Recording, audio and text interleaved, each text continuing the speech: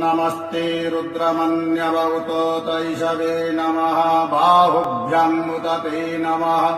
जाते रुद्रशिवा तनूरघोरा पापकाशिनी कया न तन्वासन्तमया गिरिशन्ता विचाकसीः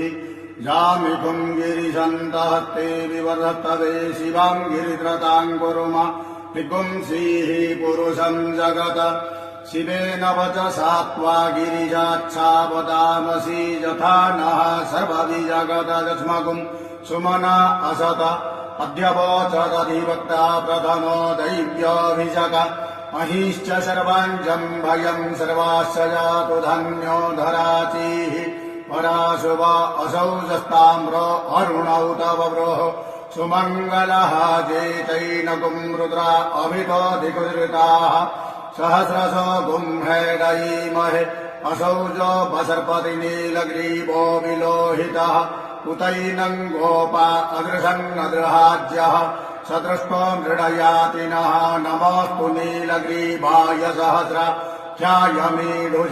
पथोदे अस्य सत्वानो हन्तेभ्यो करं नमः रमुञ्च धन्वनस्तमुभयो राज्यो ज्याम्म जाश्च ते हस्तैकवः पराता भगवो बप